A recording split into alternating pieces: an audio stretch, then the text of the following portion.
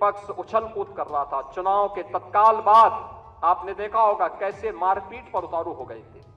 प्रधानमंत्री मोदी जी के नेतृत्व में डबल इंजन सरकार ने खरा उतर करके अयोध्या में रामलला के भव्य मंदिर निर्माण के साथ साथ 500 वर्षों के बाद रामलला को विराजमान करने का काम भी किया। संगठन सरकार से बड़ा है, बड़ा था, बड़ा रहेगा। मैं मुख्यमंत्री अपने को बात मानता हूं, भारतीय जनता पार्टी का कार्यकर्ता रहे। लोकसभा चुनाव के पहले हम सब इस बात को जानते हैं कि भारतीय जनता पार्टी ने प्रधानमंत्री मोदी जी के नेतृत्व में उत्तर प्रदेश में 2014, 2017, 2019 और 2022 में भारी सफलता प्राप्त करते हुए विपक्ष को उसकी वास्तविक स्थिति तक पहुंचाने का कार्य किया था और लगातार उस पर दबाव बनाए रखा था। कोई संदेह नहीं,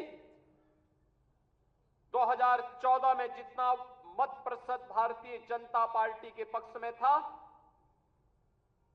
2017 में जितना मत प्रतिशत भारतीय जनता पार्टी के पक्ष में था, 2022 में जितना मत प्रतिशत भारतीय जनता पार्टी के पक्ष में था, 2024 में भी आप सभी कार्यकर्ताओं के संघर्ष से, प्रयास से, प्रधानमंत्री मोदी जी के नेतृत्व में, माननीय राष्ट्रीय अध्यक्ष जी के नेतृत्व में भारतीय जनता पार्टी उतना वोट पाने में सफल रही। लेकिन जैसा वोटों की शिफ्टिंग होती है और कहीं पर जब हम लोग ये मान करके चलते हैं कि आत्मविश्वास में कि हम तो जीत ही रहे हैं, तो स्वाभाविक रूप से वहां पर कहीं ना कहीं हमें खामियाजा भी भुगतना पड़ता है और वह अति आत्मविश्वास कहीं ना कहीं हम लोगों को जहां चोट पहुंचाने में, उस विश्वास पर खरा उतरने में, उन अपेक्षाओं पर खरा उतरने में जहां कहीं ना कहीं उस विश्वास पर कहीं ना कहीं चोट पहुंची, वहीं साथ ही साथ जिस विपक्ष ने चुनाव के पहले हिम्मत हार करके बैठ गया था, वो आज फिर से उछल कूद करने का कार्य कर रहा है। बहनों और भाइयों, याद करिए 2022 का विधानसभा का चुनाव,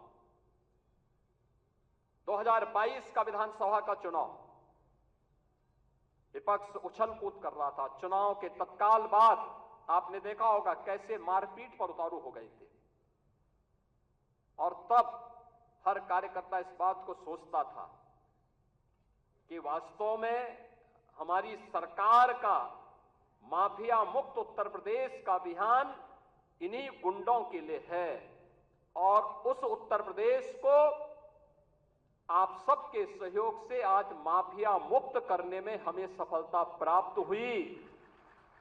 तो माफिया मुक्त उत्तर प्रदेश के साथ साथ हमारे विचार परिवार का ये जो लंबा संघर्ष था,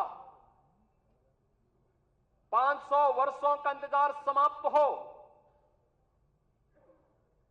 दुनिया भर के सनातन हिंदू धर्मावलंबी जिन आकांक्षाओं के साथ जी रहे थे, उन अपेक्षाओं पर प्रधानमंत्री मोदी जी के नेतृत्व में डबल इंजन सरकार ने खरा उतर करके अयोध्या में रामलला के भव्य मंदिर निर्माण के साथ साथ 500 वर्षों के बाद रामलला को विराजमान करने का काम भी किया। बहनों और भाइयों, भारतीय जनता पार्टी के कार्यकर्ता को किसी भी स्थिति में बैकफुट पर आने की आवश्यकता नहीं है, किसी भी स्थिति में नहीं है, क्योंकि आपने कार्य किया है। आप विपक्ष में थे, जनता के मुद्दों को लेकर लड़ते थे। आज जब सरकार में थे तो याद करिए, उत्तर प्रदेश के अंदर सुरक्षा का ये वातावरण आपको आज देखने को मिल रहा होगा। याद करिए, इसी मुहर्रम के समय में सड़कें खाली हो जाती थी, सूनी हो जाती थी। आज मुहर्रम आयोजित हो रहा है, इसका पता भी नहीं लग रहा है। ताजिया के नाम पर घर तोड़े जाते थे, पीपल के पेड़ काटे जाते थे, सड़कों के तार हटाए जाते थे, पुल तोड़ दिए जाते थे। आज कहा जाता है किसी गरीब की झोपड़ी नहीं हटेगी। आज कहा जाता है कोई तार नहीं हटेगा। आज कहा जाता है कि सरकार नियम बनाएगी, पर्व और त्योहार मनाना है तो इन नियमों के अंतर्गत मनाओ और नहीं तो अपने घर में बैठ जाओ। ये मनमानापन नहीं चल सकता है। और विधि का शासन कैसे होना चाहिए, सुशासन कैसे होना चाहिए, यह भारतीय जनता पार्टी की सरकारों ने देश के अंदर करके दिखाया है। लोक कल्याणकारी कार्यों का परिणाम कितना हुआ, कोई सोचता था? मैं याद है जब देश के अंदर कोरोना की आहट हुई थी, माननीय नड्डा जी राष्ट्रीय अध्यक्ष के रूप में वर्चुअल हम लोगों के साथ जुड़े थे और आपने एक ही बात कही कि देश संकट में है, मानवता संकट में है। हमारे लिए एक ही मंत्र है, प्रधानमंत्री जी का आदेश है, एक ही मंत्र है और वह मंत्र है सेवा ही संगठन है। ये केवल भारतीय जनता पार्टी ने किया था। मुझे याद है कोरोना कालखंड में केवल भाजपा का कार्यकर्ता या राष्ट्रीय स्वयंसेवक सड़कों पर जनता जनार्दन की सेवा कर रहा था। अन्य किसी भी दल के किसी भी नेता का कोई अता पता नहीं था। कार्यकर्ताओं की बात तो दूर, आपने देश के अंदर 10 करोड़ गरीबों को मकान दिए। उत्तर प्रदेश में 56 लाख गरीबों को बिना भेदभाव के मकान दिए। हमने जो नारा दिया, मोदी जी ने जो नारा दिया कि सबका साथ और सबका विकास, हमने जाति, मत और मजहब के आधार पर भेदभाव किसी के साथ नहीं किया। हम आज भी कह सकते हैं हमने किसी के साथ भेदभाव नहीं किया, कोई भेदभाव किसी के साथ नहीं किया। विकास के कार्यों के लिए भेदभाव नहीं किया। ये 80 करोड़ लोगों को फ्री में राशन आज भी मिल रहा है। क्या किसी जाति को मिल रहा है, किसी मत विशेष या किसी धर्म विशेष को मिल रहा है? भारतवासी है उसको राशन मिल रहा है। भारत पहला देश जिसने भूख से मौतें नहीं होने दी, बदहाली नहीं होने दी, आत्महत्या नहीं होने दी, किसी गरीब को सड़क पर भूखों से मरने के लिए मजबूर नहीं होने दिया। लेकिन उस सबके बावजूद भारतीय जनता पार्टी का कार्यकर्ता लगातार कार्य करता रहा। विपरीत परिस्थितियों में अपनी जान की परवाह किए बगैर लगातार कोरोना जैसी महामारी से जूझता रहा और सेवा को ही संगठन मान करके कार्य करने का परिणाम रहा कि जिस महामारी के सामने दुनिया की बड़ी बड़ी ताकतें नतमस्तक हो गई, उसी कोरोना को कहां समाप्त कर दिया। मोदी जी के नेतृत्व में भारत ने सबसे अच्छा परिणाम देकर के दुनिया के सामने कोविड प्रबंधन की एक नई अनूठी छाप छोड़ी। बीमारियों से होने वाली मौत, मुझे याद है 2014 में जब आदरणीय नड्डा जी भारत के स्वास्थ्य और परिवार कल्याण मंत्री बने थे, इंसेफ्लाइटिस के मुद्दे को लेकर के एक सांसद के रूप में मैं उनके पास गया था और उन्होंने कहा कि हम इसमें सहयोग करेंगे। नड्डा जी और मोदी जी के सहयोग से गोरखपुर में एम्स भी बना। आज गोरखपुर का एम्स चालू हो गया, काम कर रहा है।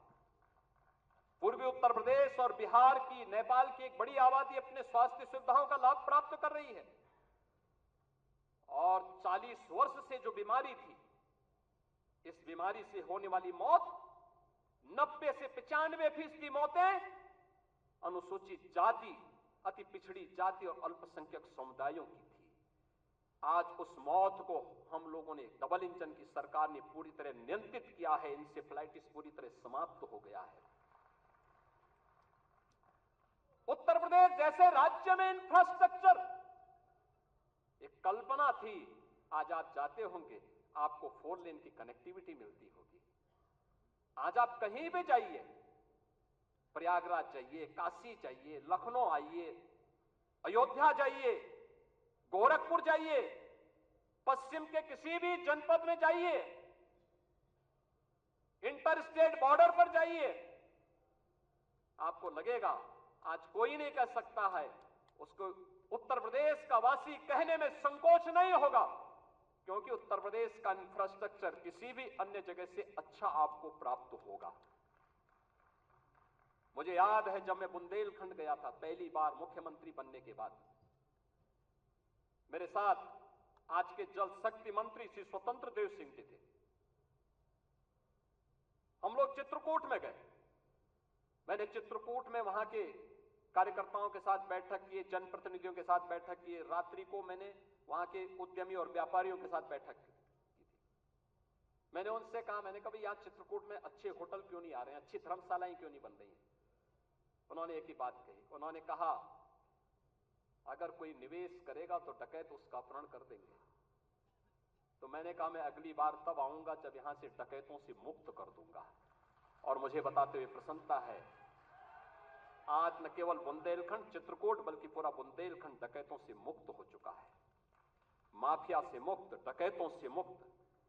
आज आप कहीं भी जाते होंगे, क्या काशी, क्या अयोध्या, क्या मथुरा वृंदावन, क्या विंध्यवासिनी धाम, क्या सुखतीर्थ, क्या नैमिषारण्य, क्या ये आपकी वैचारिक यात्रा और आपकी आध्यात्मिक विरासत को क्या सम्मान यहां पे नहीं मिला?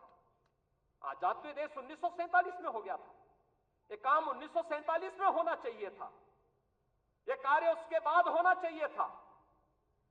डॉक्टर लोहिया की विरासत को संभालने वाले लोग, जिस डॉक्टर लोहिया ने कहा था कि भारत की पहचान 3 महापुरुषों पर है, उन्होंने कहा था कि भारत तब तक भारत है जब तक भारत के अंदर राम, कृष्ण और शिव की पूजा होगी, तब तक भारत का कोई बाल बांका नहीं कर सकता है। और राम, कृष्ण और शिव की इस परंपरा को क्या इन समाजवादियों ने कलंकित नहीं किया था? क्या अयोध्या को लहूलुहान नहीं किया था? और क्या यही कार्य ये लगातार नहीं करते रहे? मुझे आश्चर्य होता है।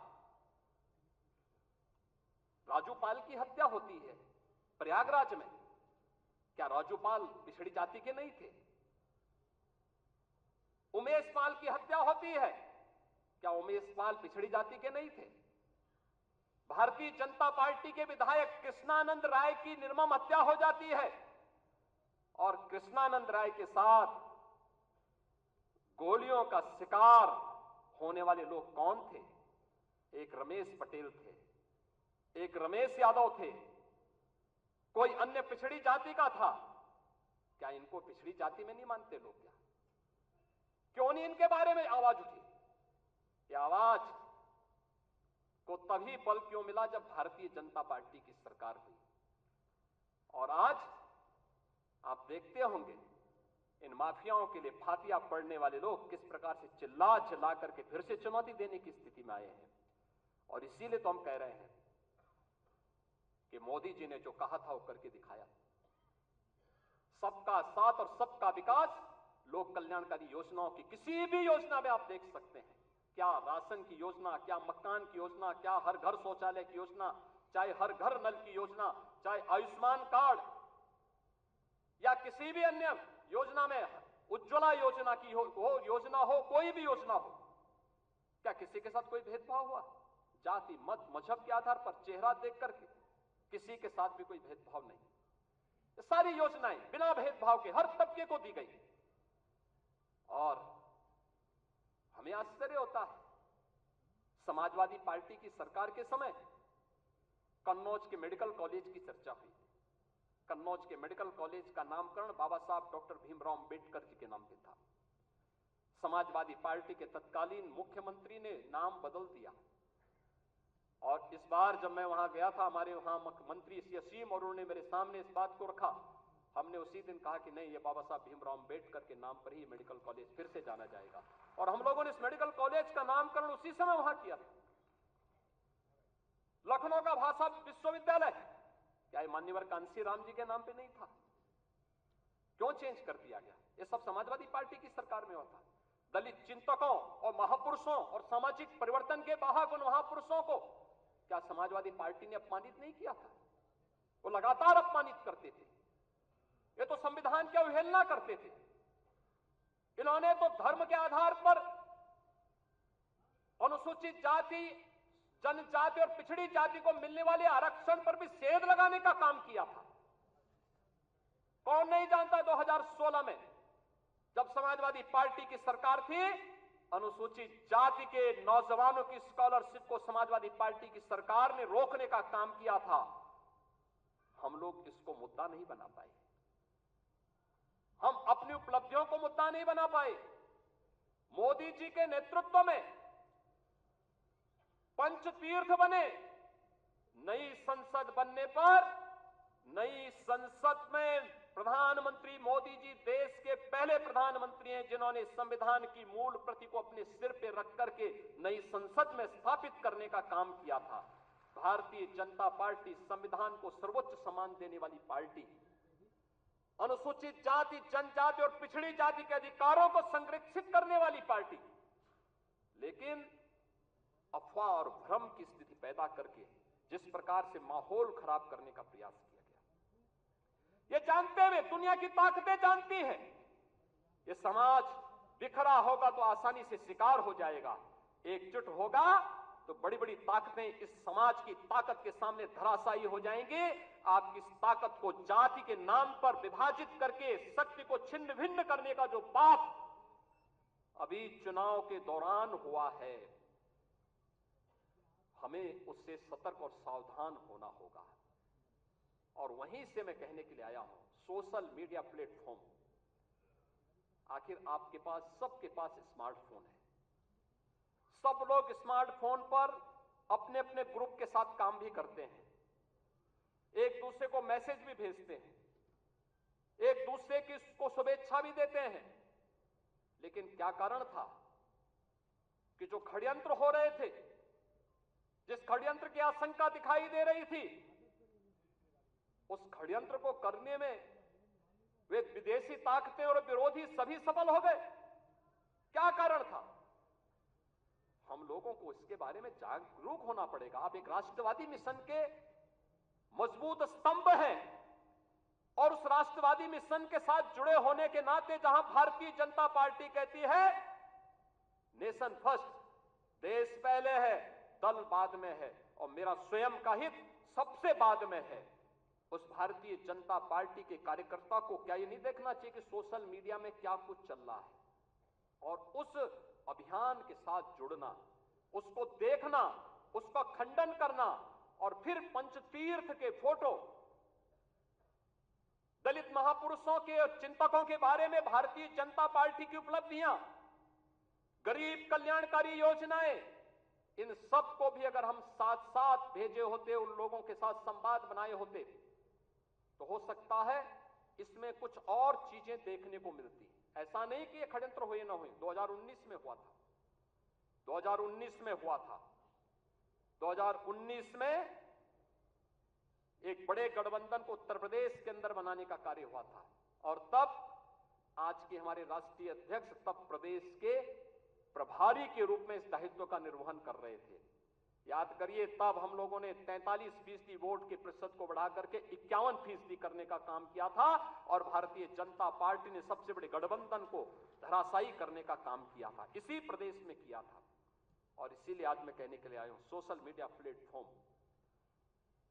आपके लिए कितना बड़ा उपयोग हो सकता है, यह भी हमें देखना होगा। बहुत सारी ऐसी चीजें हैं जिन चीजों को हमें वास्तविक धरातल पर उतारना होगा और उसके लिए अगर हम प्राण प्रण से जुड़ करके एक बार फिर से कार्य करना शुरू करेंगे, कोई कारण नहीं। हमने नगर निकाय चुनाव में सभी 17 की 17 मेयर की सीट हम लोगों ने जीती थी। 17 की 17 सीट भारतीय जनता पार्टी ने प्रदेश के अंदर जीत करके पहली बार भारतीय जनता पार्टी 17 की 17 नगर निगम की सीट जीती थी। सर्वाधिक नगर निकायों की सीट जो जीती थी, सर्वाधिक, यानी 17 की 17 नगर निगमों में भारतीय जनता पार्टी का फुल मेजॉरिटी का बोर्ड बना और प्रदेश के अंदर सर्वाधिक पार्षद भी भारतीय जनता पार्टी के जीते। हमारे महापौरगण यहां पर प्रदेश के अलग अलग नगर निगमों से भी आज यहां पर उपस्थित हुए हैं। हम उस जीत के सिलसिले को, जिस जीत ने विधानसभा को चुनाव भी जिताया, नगर निकायों में भारी सफलता प्रदान कराई, सर्वाधिक चेयरमैन और सर्वाधिक पार्षद भी जिताए, और आजमगढ़ और रामपुर के उपचुनाव में भी विजय पताका भारतीय जनता पार्टी ने अपना गाड़ने का काम किया था। कोई कारण नहीं 10 की 10 उपचुनाव फिर से भारतीय जनता पार्टी अपने पक्ष में करने में सफल हो। लेकिन इसके लिए आज से जुड़ना पड़ेगा, लगना पड़ेगा। एक एक कार्यकर्ता को अपना अभियान मान करके फिर इस अभियान के साथ जुटना पड़ेगा, और उसी के लिए आपका आह्वान करने के लिए आज फिर हम लोग आए हैं। बहनों और भाइयों, हम 2010 के 10 उपचुनावों के लिए तो हमें अभी से तैयारी करनी ही है, लेकिन हमें इस बात का याद रखना, उत्तर प्रदेश को जो नई पहचान बनी है, उत्तर प्रदेश जो पहले छठी अर्थव्यवस्था थी, आज देश की नंबर 2 की अर्थव्यवस्था बन चुकी है, और तेजी के साथ उभरती हुई अर्थव्यवस्था के रूप में अपने आप को स्थापित कर रही है। उत्तर प्रदेश का जो परसेप्शन बदला है, आज आप देश और दुनिया के अंदर कहीं जाते होंगे, लोग उत्तर प्रदेश के नाम पर आपको सम्मान देते होंगे। इस सम्मान को बरकरार रखने के लिए जीत के सिलसिले को फिर से आगे बढ़ाने की आवश्यकता है, और उसको बढ़ाने के लिए आह्वान करने के लिए आज आपके सामने माननीय राष्ट्रीय अध्यक्ष भी आए हैं। जीत का यह सिलसिला जो 14, 17, 19, 22 पंचायत चुनाव, नगर निकाय चुनाव, उपचुनाव में बना रहा, यही मोमेंटम 2027 में भी बनेगा। यह हमारा संकल्प आज से होना चाहिए, आज से होना चाहिए। याद रखना, भारतीय जनता पार्टी है तो जिले में हमारा महापौर भी है, जिला पंचायत अध्यक्ष भी है, और ब्लॉक प्रमुख भी है, चेयरमैन भी है, पार्षद भी है। और अगर यहां पर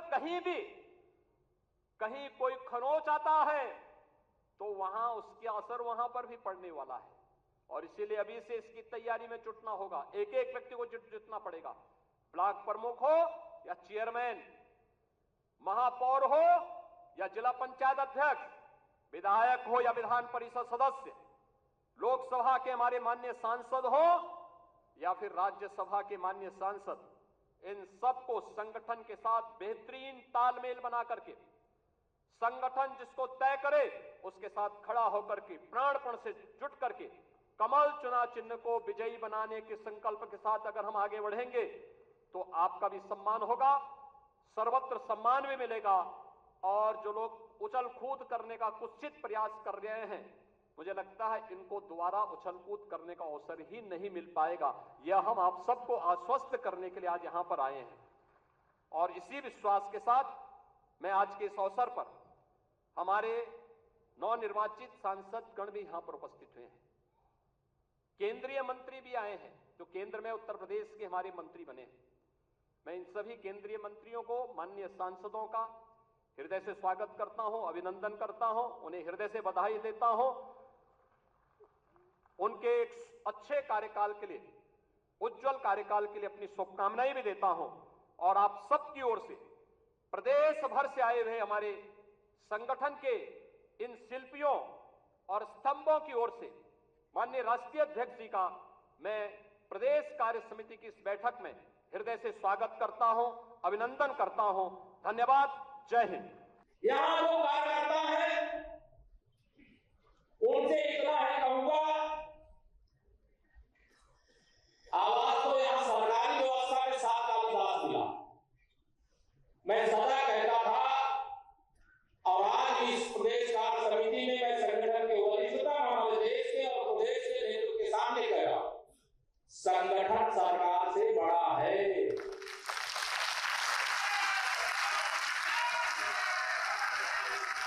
संगठन से बड़ा कोई नहीं होता है। संगठन सरकार से बड़ा है, बड़ा था, बड़ा रहेगा।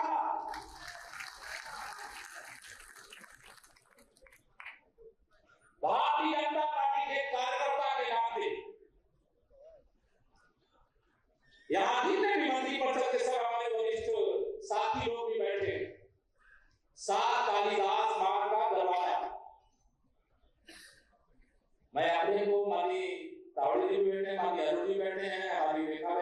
हैं, राष्ट्रीय नेतृत्व हमारे किसान मोर्चा के राष्ट्रीय अध्यक्ष जी बैठे, हमारे राष्ट्रीय मंत्री जी बैठे, सबके सामने कहा मैं उप मुख्यमंत्री अपने को बाद में मानता हूँ, भारतीय जनता पार्टी का कार्यकर्ता पहले मानता हूँ। और सबसे जो भी किसी जिम्मेदारी में बैठे, चाहे वो उप मुख्यमंत्री के नाते, चाहे मंत्री के नाते, चाहे विधायक सांसद के नाते, सबसे जो जनप्रतिनिधि है उनसे यही अपेक्षा है। हम पहले कार्यकर्ता कुछ बनते क्या नहीं, इसे सभी कार्यकर्ताओं को मान सम्मान दें, उनकी समस्याओं का सर्वोच्च प्राथमिकता के आधार पर समाधान। यहाँ जो कार्यकर्ता है उनसे इतना है कहूंगा,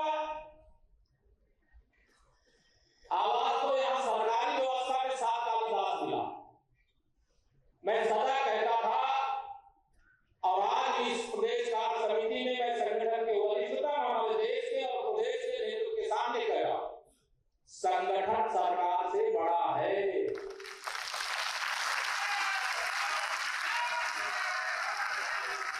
संगठन से बड़ा कोई नहीं होता है।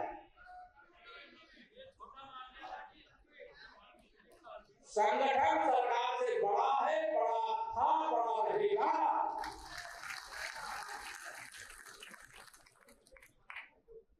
भारतीय जनता पार्टी के कार्यकर्ता के नाते यहाँ जितने भी मंत्री परिषद के सब हमारे वरिष्ठ साथी लोग भी बैठे, 7 कालिदास मार्ग का दरवाजा। मैं अपने को मानी तावड़ी जी बैठे, मानी अरुण जी बैठे हैं, हमारी रेखा बहन जी बैठी हैं, राष्ट्रीय नेतृत्व हमारे किसान मोर्चा के राष्ट्रीय अध्यक्ष जी बैठे, हमारे राष्ट्रीय मंत्री जी बैठे, सबके सामने कहा मैं उप मुख्यमंत्री अपने को बाद में मानता हूँ, भारतीय जनता पार्टी का कार्यकर्ता पहले मानता हूँ। न्यूज नेशन अब व्हाट्सएप पर खबरों के ताजा अपडेट के लिए न्यूज नेशन के इस QR कोड को स्कैन करें